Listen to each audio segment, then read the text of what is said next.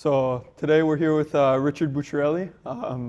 Just wanted to get started, just a little intro about yourself, what you've done in the past, what you're doing right now, just a little bit to get to know you.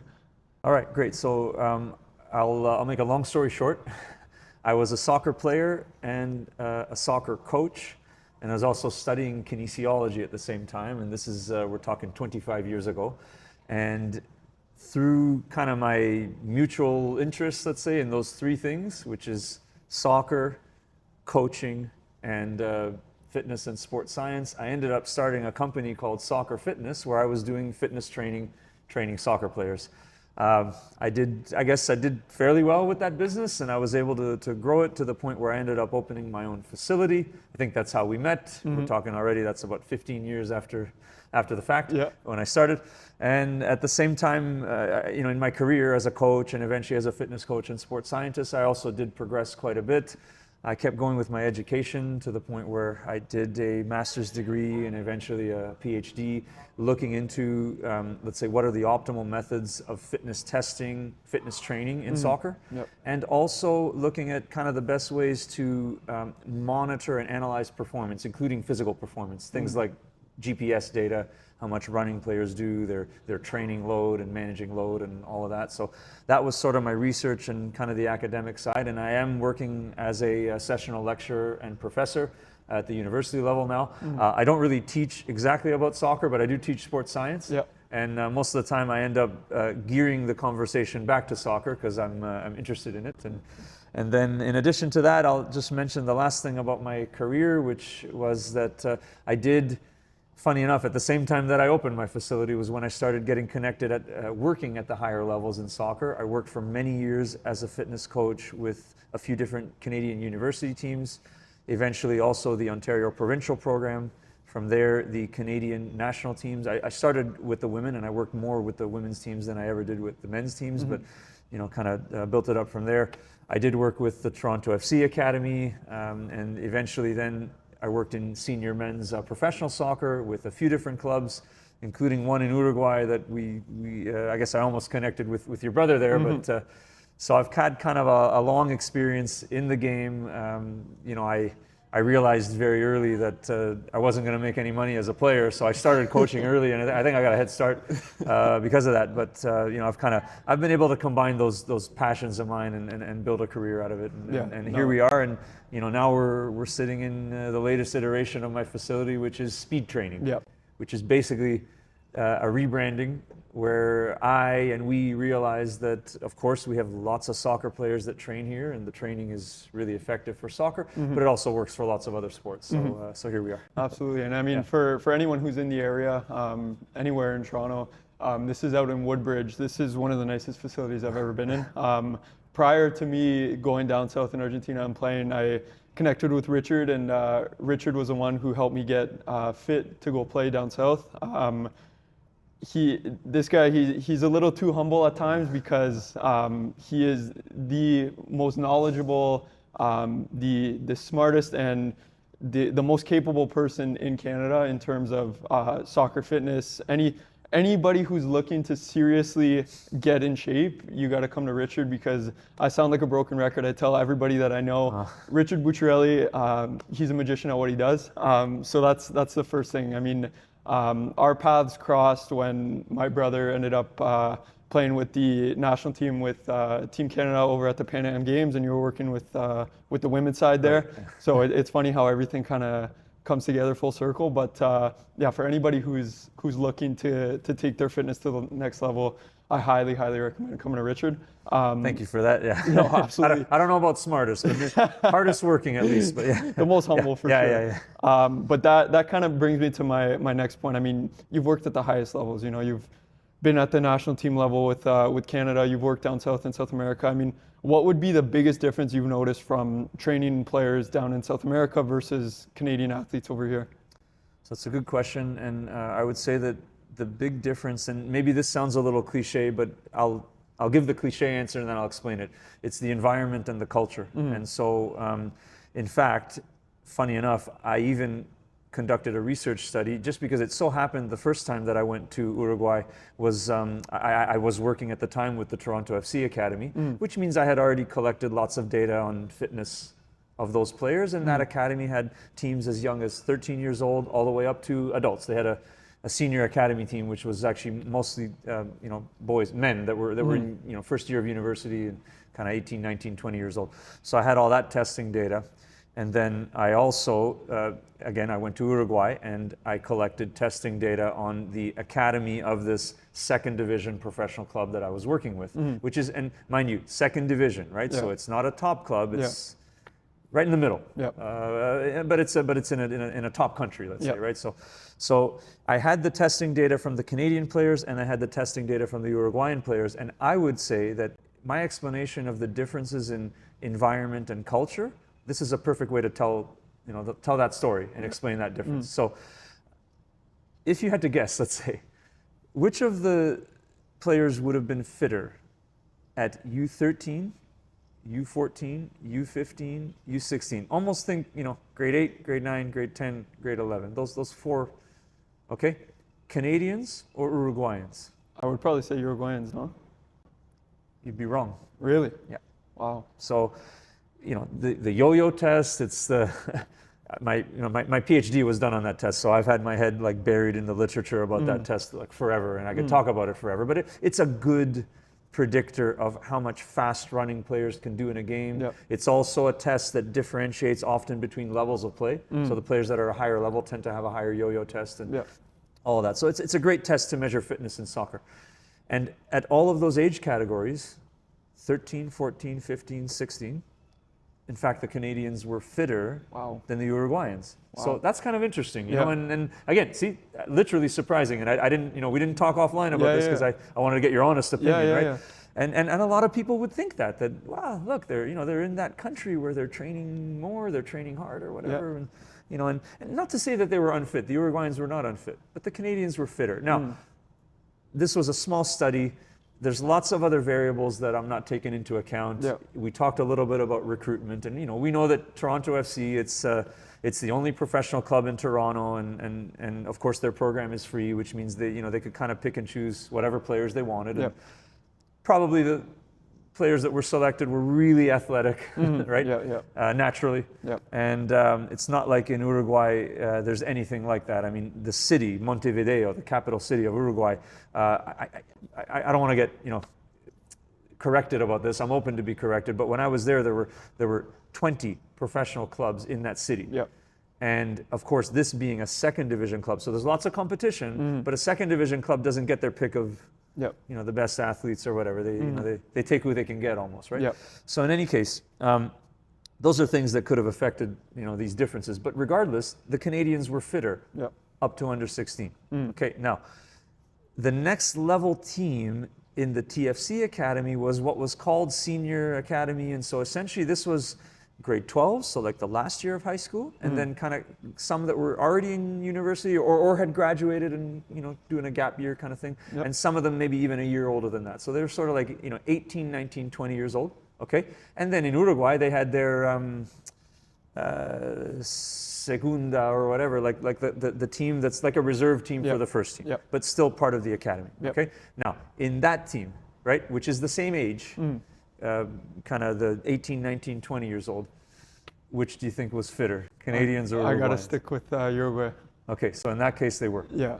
Okay, and is that surprising? Probably not, right? But the interesting thing was that not only was that the first age category where the Uruguayans were fitter than the Canadians, because in all the younger ones they weren't. Same club, right? Okay, but in fact the Canadian senior boys team, this is the most surprising thing, okay? That senior academy team, which are 18, 19, 20 years old, they weren't as fit as the under 16s. Really?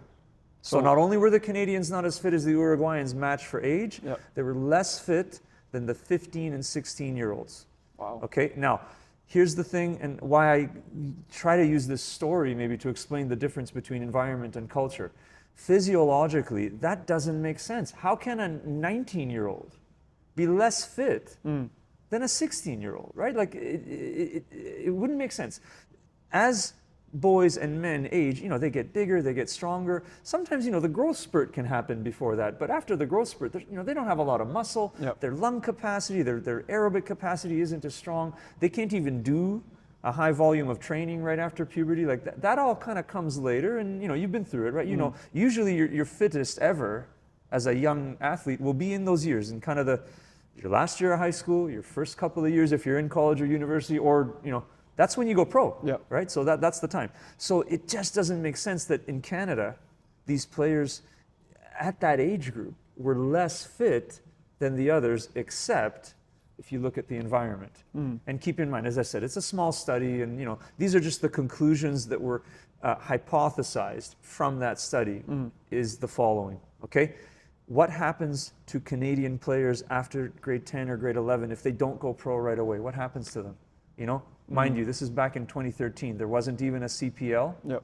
And of course, there's potential to go to Europe, but that it's much more likely to happen when you're younger, right? Not when you're graduating high school. Yep. So the truth is that what we noticed in the attitude of the players, and we kind of saw that in the numbers as well. They're not training as hard. They lose their motivation because they don't feel like they have this next step or next kind of stepping stone in the pathway to becoming a professional. So they don't train as hard. They've lost motivation. They just aren't, their heart isn't in it the same way. And then that gets reflected in the fitness.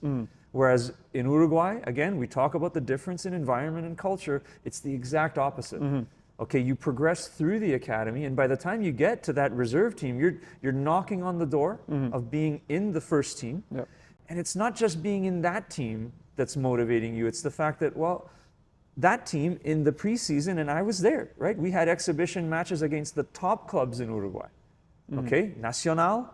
We also played Liverpool, which there's an Uruguayan Liverpool, you know that, right? And so and those clubs, lots of players end up. They can go from there. They can go to Argentina. They can go to Brazil. They can, and if they're really good, they can go to Europe. So that's there. That's right in front of these 18, 19 years old on the reserve team of this small, random second division club in Uruguay.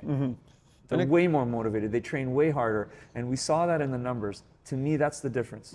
It makes complete sense too, right? Like you were saying, now we finally have CPL here in Canada, but as even from my experience growing up, it just seems so far-fetched. Even if you're the best player for your age group, you're playing with TFC, and that's another discussion that another topic we'll get into. But you're the best for your age group.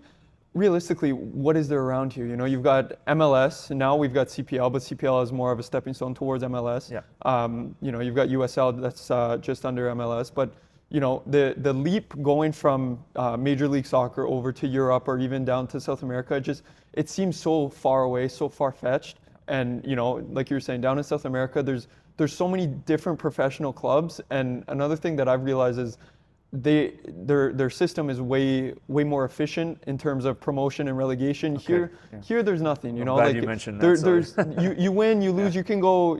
If you play 25 games in a year and you lose all 25 matches, it doesn't matter, right? You're still going to be in that league the next year. And to me, that's a problem. There needs to be something to play for. And here we don't have that. Whether you win or you lose, the culture it's okay. Everybody's having fun, and there's no punishment for losing, and there's no reward for winning. Well, I don't know. You could definitely speak towards that more. I would say you're bang on, and this is the way I would explain and maybe categorize the incentives, because that's what you're talking about. Punished for losing, rewarded for winning, or punished for underperforming and rewarded for succeeding.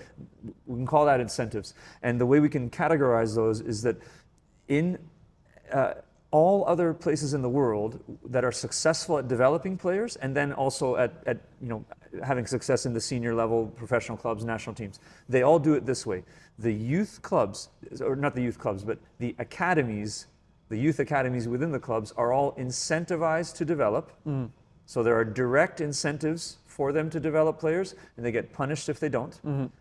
And the senior teams in all of the clubs are incentivized to win, meaning direct incentives and rewards for winning, punishments if they don't. So let's start to look at the academy level first, okay? What do I mean when I say that clubs are incentivized to develop? Well, first of all, we can use Montevideo as a perfect example, because in that city, again, when I was there, 20 professional clubs. So that means each one of the academies in those clubs is competing to try to identify who the best players are. Yep.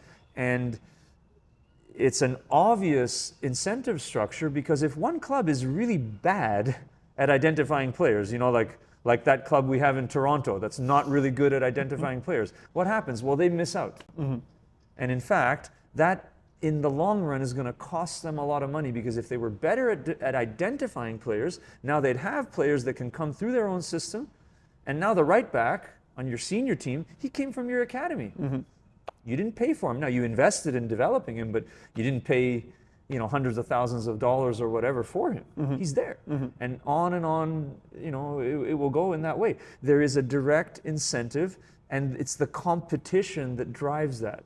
Okay, so do we have that in Toronto? Absolutely not. No, because for the longest time, we only had one professional club. So that, and of course, no competition at all for them. And therefore, they don't have to be good at identifying players. And since they don't have to be good at identifying players, they're not good at it. Yep. Okay. Now we have the CPL. So there's York United, and I mean I've worked there, so I know what they're doing, and I like the fact that they're trying to form an academy, but it's not really an academy. It's not. They have their first team, and then they have their team in League One, which was training 3 days a week. And, coaching was questionable at times and all that. So I would say that and even if they did have both of those clubs, it's not enough. A city the size of Toronto should have maybe 2 in the highest level league, and then maybe 2, 3, 4, whatever that are in lower leagues. Like that would make sense for a city. Remember, the GTA has almost 8 million people. Right. So some of these cities I'm talking about are 1/4 that size. Yeah. Right. Correct me if I'm wrong, but Uruguay itself, as a whole, as a country, has 3.5 million or something like that, where the city of Toronto alone has more people living in it than the entire country of Uruguay. Yet Uruguay has 20, and while you were there, 20 professional clubs, right? Like, it just, I don't know, it doesn't make sense. It doesn't add up. And so that lack of incentive for clubs to develop players, and of course the lack of punishment. Like, if TFC doesn't do a good job developing, it doesn't matter, because, and especially that club, they've got Maple Leaf Sports and Entertainment that owns the club, and so they can buy whichever player they want, and they did, and and when they did, and when they invested wisely, they found Jovinko, they found some of these American players to build around them, and they were successful. And it didn't matter that there were no players coming through their academy. So they're not incentivized to develop, and they're not punished if they don't develop, and so players don't develop. Okay. Now the second side of that, right, is that senior clubs, the first teams of any club, the senior team, have to be incentivized to win. And this is, again, it's almost cliche at this point. Like, we in soccer have been talking about it for 15 years. There's no incentive to win if there's no promotion, and there's no punishment for losing if there's no relegation. Sure, the coaches want to win. There's the CONCACAF Champions League. I mean, there may be, and there are, I shouldn't say there are even contracts for coaches and everybody that have performance bonuses and all that. So there are some incentives in there, but it's not even close to the way it is in South America, what I saw. And I can give you just a simple example, because I did work, after TFC, I did work for a couple of different CPL clubs. And one time I worked with a club that, that it was clear from the end of August that we were not going to make the playoffs. Now, there's no carrot at the end, there's no playoffs, that's out. And at the same time, there's no relegation. And so from the middle of August until basically October, that's the end of the season. There's no incentive to train hard. There's no incentive, even the games. I mean, sure, players want to compete, but it's not, they don't have to fight. They don't have to push themselves. The coaches sort of lose interest and all of that. And I saw it. And I'm not talking, these are good coaches. If I could tell you who the coaches were, these are both professional guys, experienced guys, good players, some of them. It's the environment that just, more or less makes it to the point where they can be totally apathetic. They can literally not care and not try. In Uruguay, honestly, from the beginning to the end of the season, I got the feeling like we were all fighting for our jobs. And the players sometimes, I mean, I get goosebumps when I talk about it. They're fighting for their life. They're fighting for their livelihood. And that's just one small club in the middle of, like, it's just one out of thousands of clubs around the world. Like it's everywhere else in the world that gets the most out of their players. Uruguay, you know, maybe they're too small to ever win a World Cup again. I don't know. They'll probably get another Copa America at some point, but you know, but they punch above their weight. You know, Portugal punches above its weight. Croatia, you can go on and on, right? Why is it, right? It's because in that environment, you know, if they lose 3 games in a row, the coaches are gonna lose their jobs. The players are gonna feel it financially, and without a system in promotion and relegation, we could never replicate that environment. It just won't happen. So what are your thoughts then on paying to play? Because you brought up an amazing point of, you know, players in South America especially, they're going to training every single day. They're not just fighting for their job, they're fighting for their family. They're fighting for a way to get out of their upbringing. You know, a lot of them, it's very difficult where they're living, and they see this as a ticket to get out and, you know, maybe get transferred over to Europe or even play at high levels in South America, whether it's Argentina, Brazil, Uruguay. You know, they have something to work towards. Here in Canada, it's, you know, there's definitely a sense of entitlement. You pay money, whether your team loses every single game or whatever the case may be. Players know that, and you know, Ontario Soccer is implementing these rules and regulations that every player needs to have a certain amount of minutes to play. And to me, I don't know. Even the playing time is guaranteed. It's not even just a spot on the team or whatever. And you go to any professional club, and if you train like garbage throughout the week, you don't train well during the week, you don't get minutes on the weekend, and that's just how it is. You know, again, it goes back to punishment and reward system. If you don't train well and you don't perform during the week, you do not play on the weekend. So here in Ontario, especially anywhere in Canada, really, when you're paying to play, there's no incentive. You can train poorly throughout the entire week, and you know, okay, I'm guaranteed 15 minutes because my parents paid and I get to play. So what are your thoughts on that? Yeah, so I have to agree with you, right? Maybe I would say that there are almost 2 kind of separate concepts that you can pull out of that. The first is sort of the sense of entitlement that any athlete, their parents, whoever has when they're in that pay-to-play system, and often, like, I think it's a little bit misplaced, right? So imagine that you were like, you know, you had some money to spend and you wanted to buy, you know, a Hugo Boss t-shirt, and, you know, the t-shirt costs $300 or something like that. And, you know, now you've paid for that shirt, but you're not paying for it so you can then call the office at Hugo Boss and tell them, nah, you know, I like it, but the sleeves are a little too short. You need it longer. You know? The logo's a little too small. You know, you don't get to influence or affect the product just because you're paying for it. You're paying for it. Why? Because you believe that it's valuable. Okay, and so I think that concept, it would be good for, you know, parents and players to start to think that way a little bit more. That, like, hey, if the program costs whatever it costs, you are committing to pay for it, not because you think you're going to have any influence on it. You don't tell the coach what to do. You don't tell the club what to do. You also don't complain as much when things don't go the way you want, right? Okay, you're paying for the quality and the value that you perceive is there. If you don't think that it's valuable, then at the end of the year, when the contract is done, once you've worn out the t-shirt and it's time to buy a new one, go somewhere else. That's fine. So I think that maybe, you know, that sense of entitlement could be addressed a little bit in that way. Okay. The other issue, it almost speaks to what we talked about before. Okay, so we have to have pay to play here in Canada because there is no other professional league with enough clubs and academies to give everybody an opportunity. TFC has an academy where it's free. The other MLS clubs have that too, but it's one academy in these huge cities. So there isn't enough. So, and you know, I'm a coach, you're a coach, you know, nobody wants to work for free, and you're never going to really incentivize coaches and everybody to work hard, to plan their training, to do all the continuing education, to do all the things that they need to do to give good training if they can't get paid. And so, you know, the money has to come from somewhere. Obviously, there's field rentals, there's all these things. So the pay to play is going to be there whether we like it or not.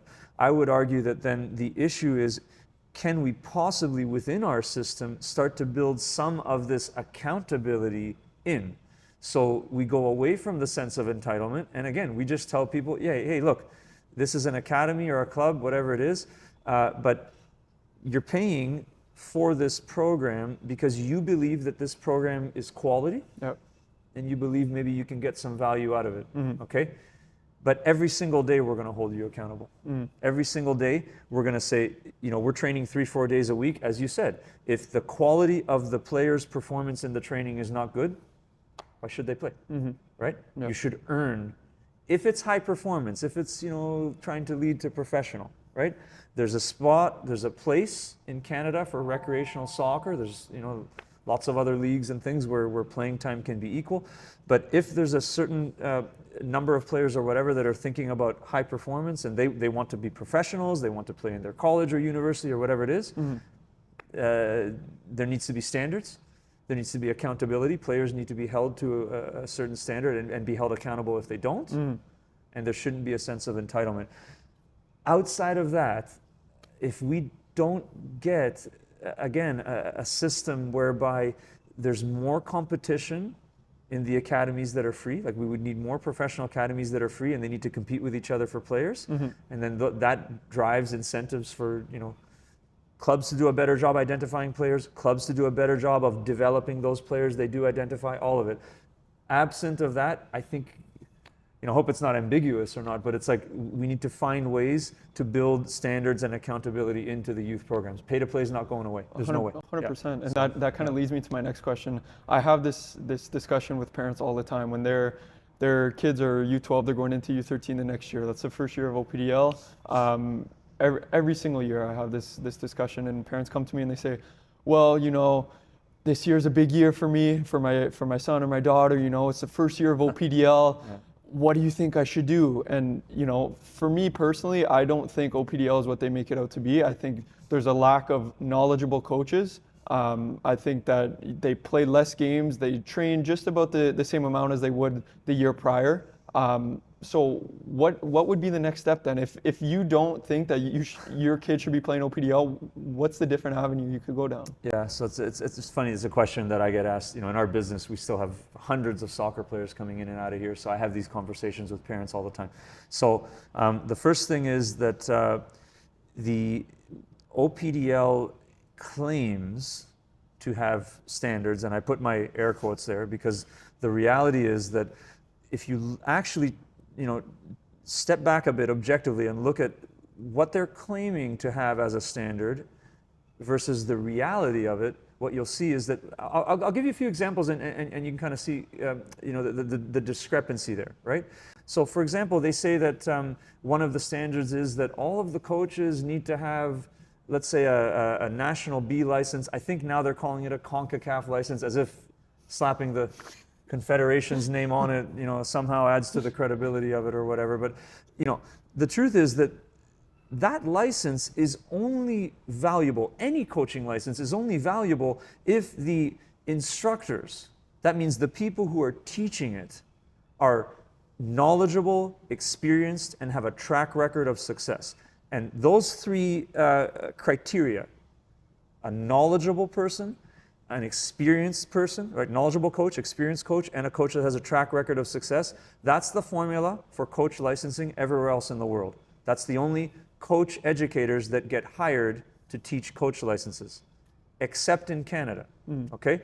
So in Canada, what we have is we call it a national B or we call it a CONCACAF. Like we slap these titles on these licenses, but the instructors, and not even just the instructors, even the people with the title manager of coach development, director of development, those that are in the top positions, that design the curriculum, that teach the coach educators what to do, they lack usually all three of those criteria. And if not, you're lucky if you find one or two of the three. Okay? We don't hire experts to build our coaching curriculum. We don't hire experts to teach our coaching courses. And therefore, the quality of the education that the coaches get, which is what we call the standard for OPDL, is very poor. In my opinion, it has no credibility at all. So that's one standard. I only will speak about one more because or else we may run out of time here, right? But another so-called standard that the people at Ontario Soccer or in the OPDL clubs will say is they say, well, what you get here is you get fitness. You get fitness testing and you get weekly fitness training. Well, Here's what I'll tell you about that. And I've lived it. At one point, I was providing fitness testing for 8 different OPDL clubs through my business, and I saw exactly what was happening with the testing and the training. Fitness testing in the OPDL is a complete scam. I know for a fact that there are clubs who schedule tests outdoor, and then on the day of the test, if it rains, like it is now or whatever, or too cold, they cancel it, and they make up data and submit that fake data. I've seen it happen. That's one. 2, testing, like any other method of collection of data, it needs to be standardized in order for the data to be valid and reliable. What I mean by that is all of the other variables that could affect the performance in a fitness test need to be controlled for, or else it's not fair for me to compare my speed test to yours, to his, to his, to his. Yep. That means that you can't have one club doing it outdoor and another doing it indoor. Yep. You can't have one on grass and one on turf and one on a gym floor. You can't have me using electronic timing systems and someone else using a stopwatch, and on and on and on. None of those variables are controlled for in the standardized testing, so-called, that the OPDL clubs are providing. So none of that is happening, okay? On top of that, it is not fair, it's not even ethical to compare test results of youth athletes, because remember, we're talking, 13, 14 years old. Do they all grow and develop at the same rate? Absolutely not. Not even close. And again, I've spoken about this before, but I'll say it again. There are simple tests that can be done to determine not just how old an athlete is, but their developmental age. And you can then categorize players based on, again, not just how old they are, but based on their you can categorize them based on their developmental age. And when you do that, what you find a lot of times is that, well, there could be a player that's 15 years old but developmentally delayed, and his fitness scores are much more similar to the 13-year-old that's an early developer. Yeah. But in fact, that's a more fair comparison than comparing the 15-year-old to other 15-year-olds and the 13-year-old to other 13-year-olds. Yeah. Ontario Soccer doesn't do that either. And as if all of that weren't bad enough, okay, the last step in the, let's say, pathway, if we wanted to have real sports science and real fitness testing standards, would be that there would have to be somebody in the organization, somebody in Ontario Soccer, that was actually competent and that knew what they were doing in order to look at those test results and interpret them.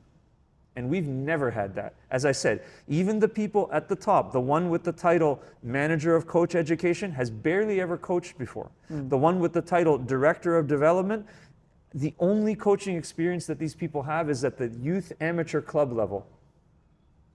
Rafael Carbajal, our good friend, he coined this term, and I give him credit, like this needs to go online. He calls them office coaches. That's what we have. Yep. We have office coaches that have no experience and minimal knowledge and no track record of ever having actually developed a player. And these are the ones that are supposedly interpreting the testing data. Now, they're not interpreting it. They're not even looking at it. And even if they did look at it, they have no idea what they're looking at. Yeah.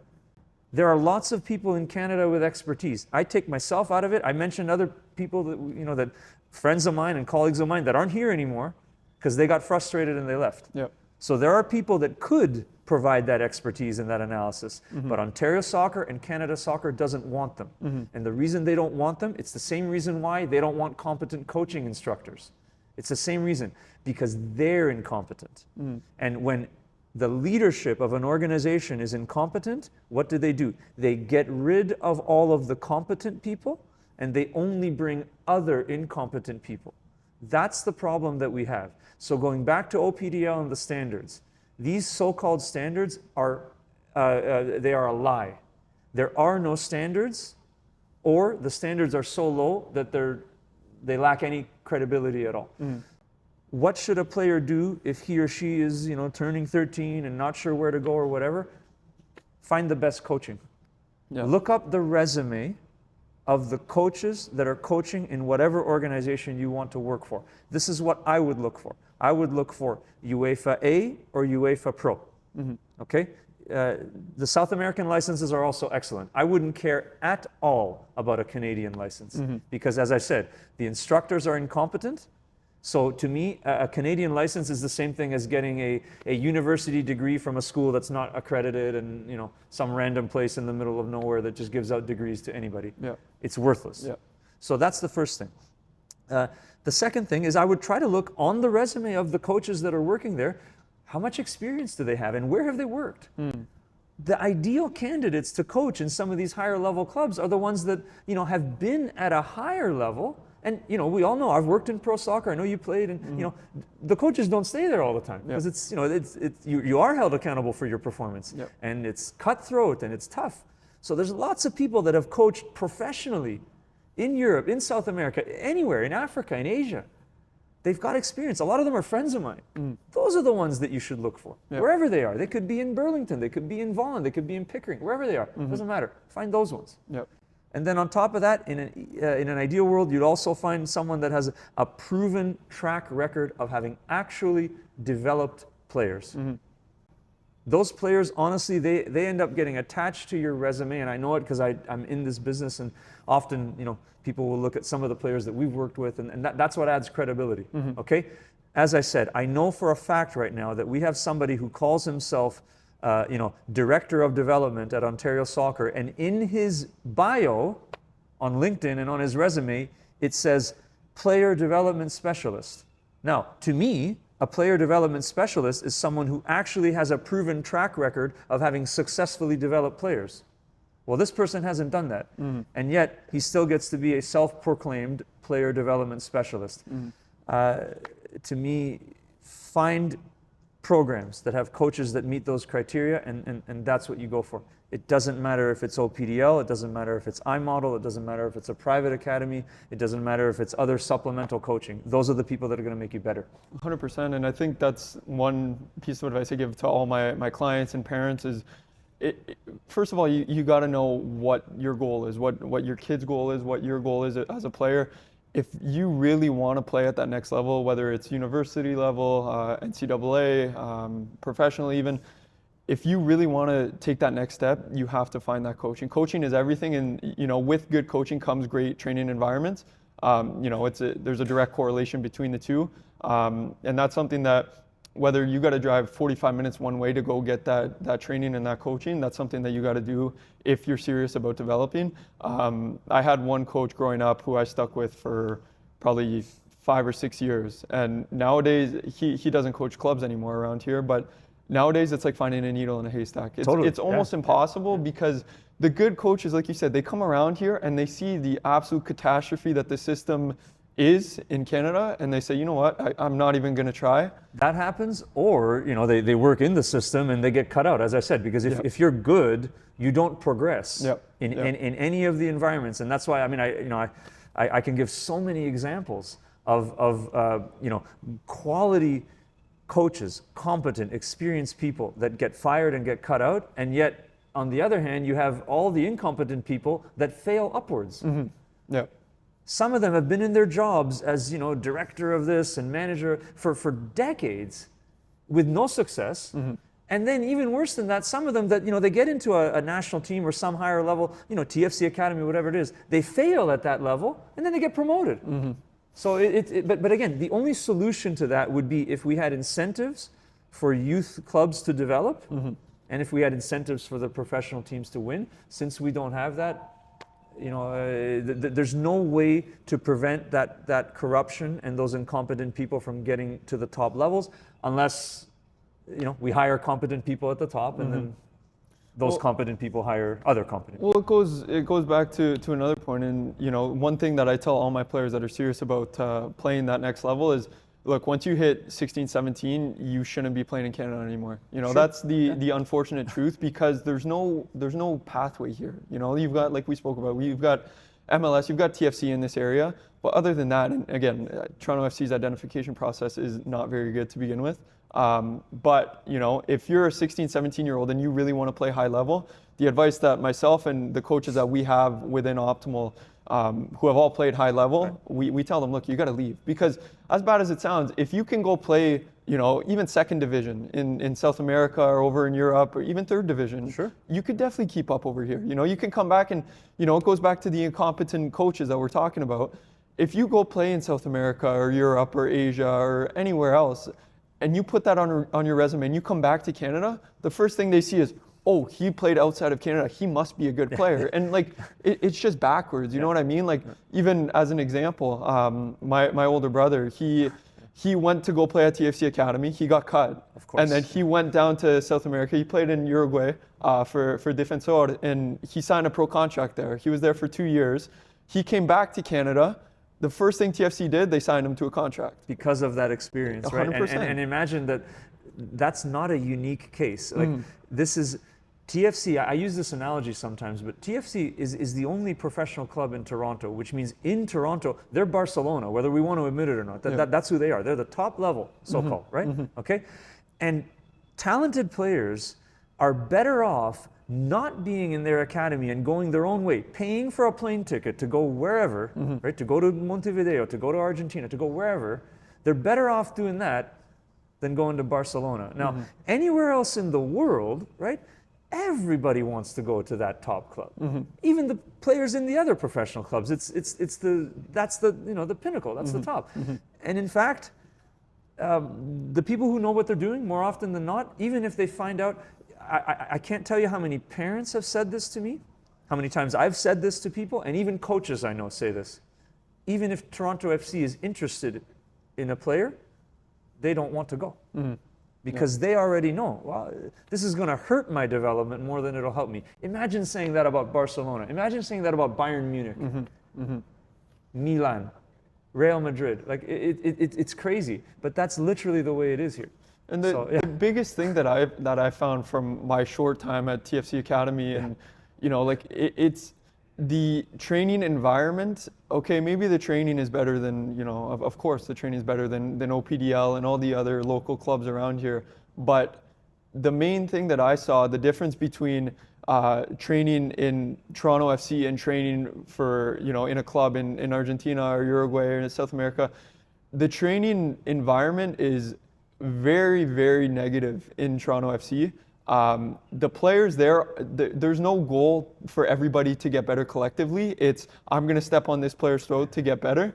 And down in South America, from my experience, is everybody's working towards the same goal of developing individually and collectively as a team, because then you're going to have better results on the weekends. It's funny you say that, because again, through my work, through even some of the coaches that I worked with in Canada that were from Europe, that kind of reiterated this point to me too, which is that if you talk to the people in most professional academies, they will say, we have to develop and win. And if either one of those is missing, it's a problem. And whereas here, we often think of it as almost one or the other.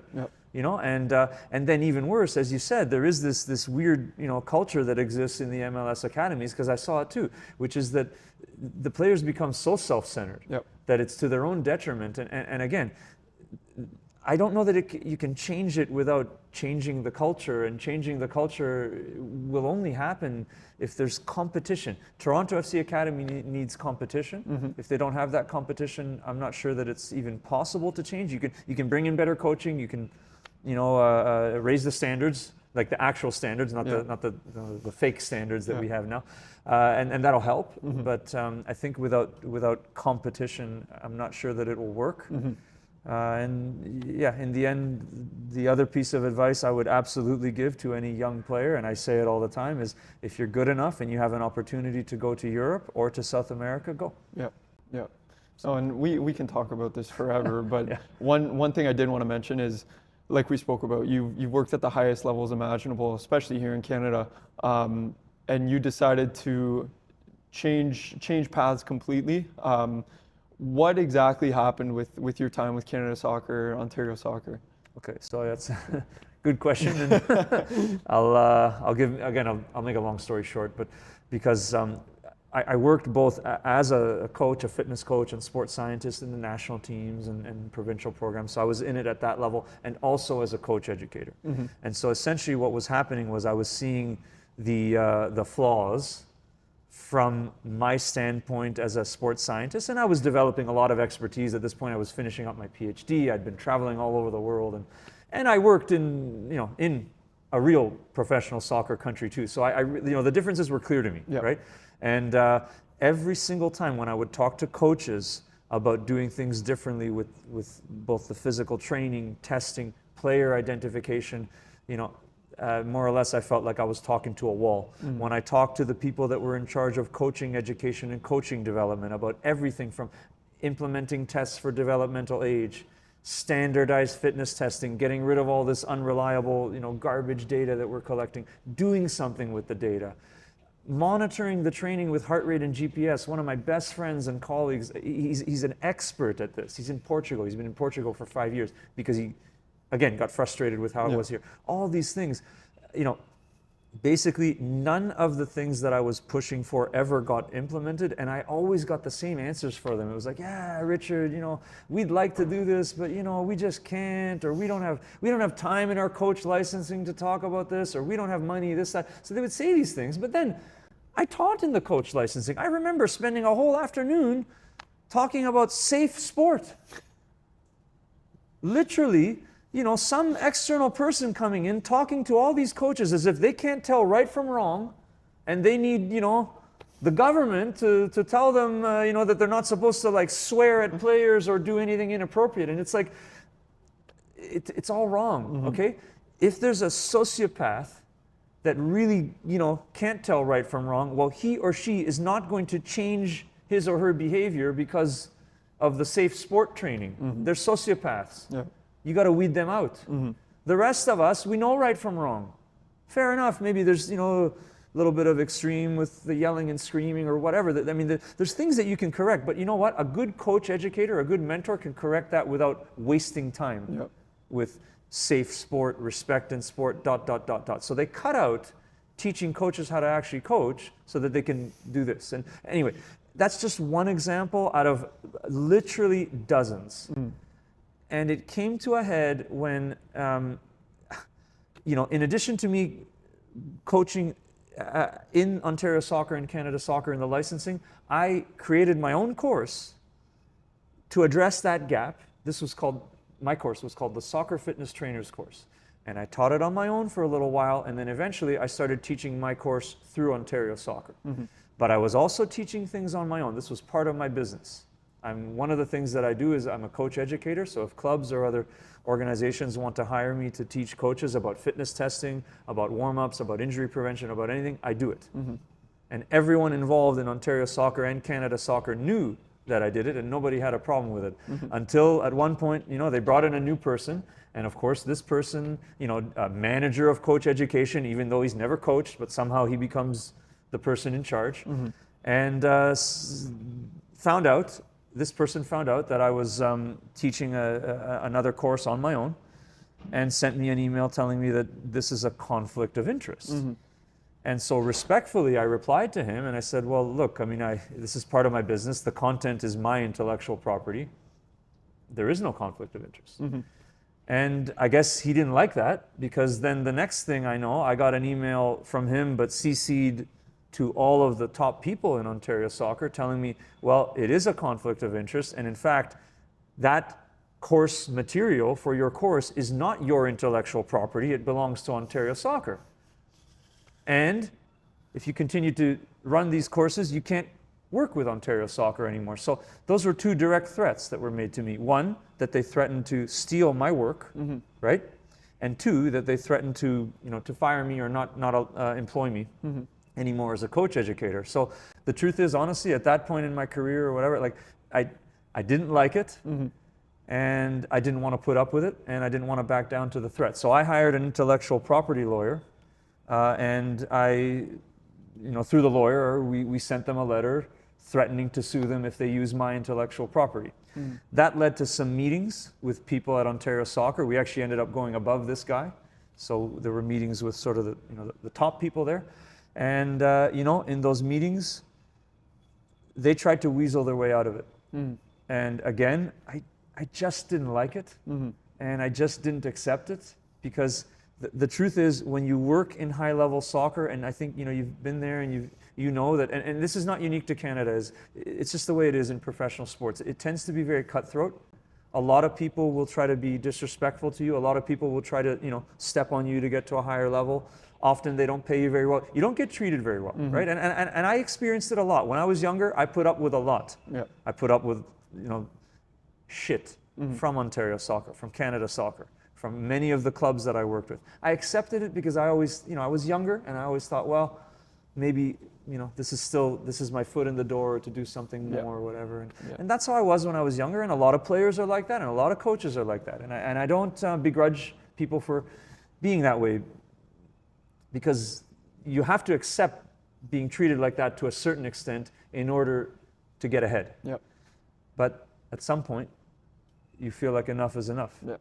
And you just feel like you just don't want to take shit from people anymore. Yeah. And so in this particular meeting was the moment where I just said in my head, I mean, it was just a response really, but I said, like, I'm not going to take shit from these people anymore. Yeah. So I called them out. And I definitely said some things that they didn't like very much, and then they said some things that I didn't like very much, and we agreed to part ways. Yeah. And from that point on, of course, this is exactly what happened. Of course, this person who threatened me, who was so incompetent that he didn't even realize that my intellectual property belongs to me and they can't steal it. This person, more or less a month or so after this whole thing happened, got promoted to the title of Director of Development. That's what happens. They fail upward. Yeah. And then when that happened, I just figured, well, I can never work with these people anymore. I don't want to work with them. They don't deserve to have me. They're not ethical. They're not competent. They're corrupt. I've given up on any possibility of ever working or cooperating with these people anymore. And you know what? I know the truth about them. So that's kind of what started me tweeting and criticizing Ontario Soccer and Canada Soccer online, criticizing them publicly, was that I just figured, look, somebody has to tell the truth. Yep.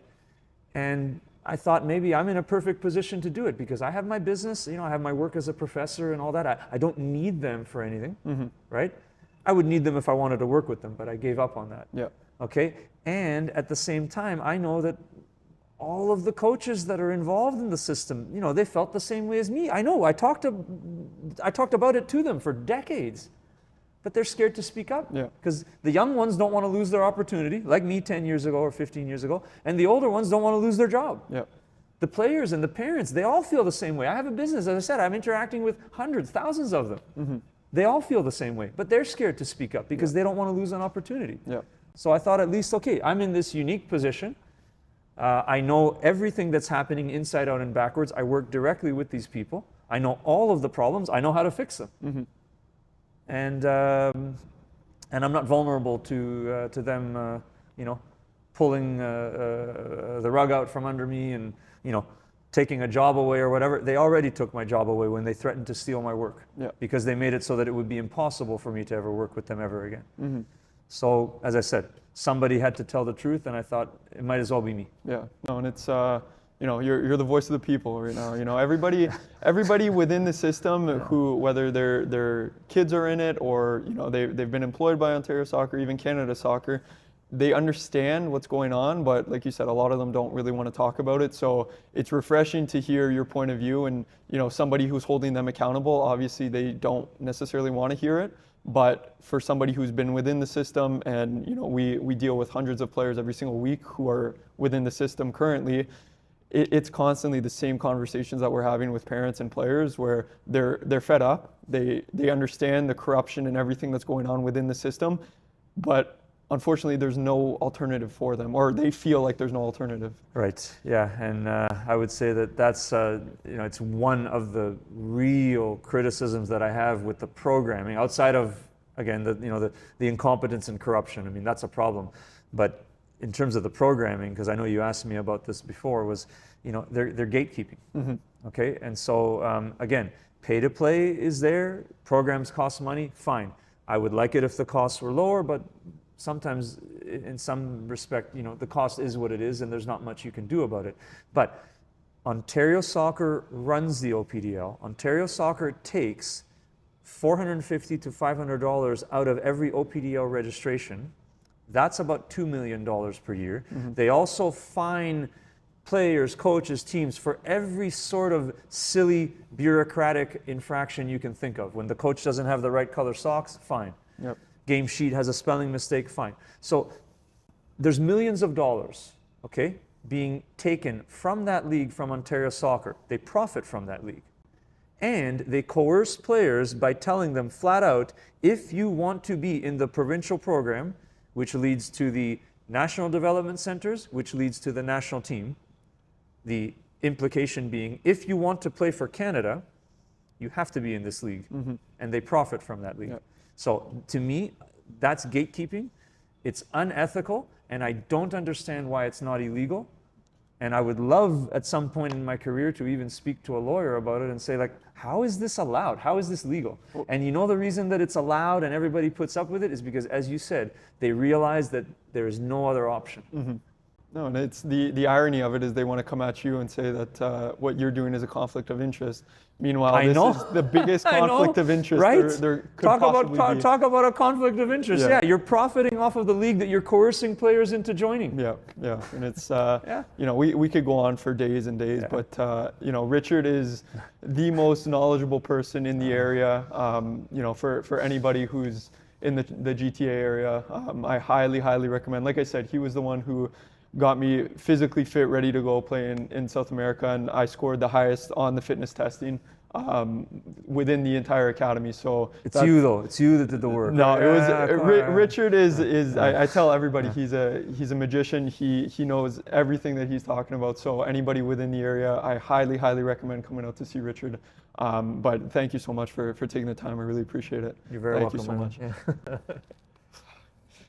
much. Ooh. That was good to get that off my chest. Oh man, we could go on for days and days.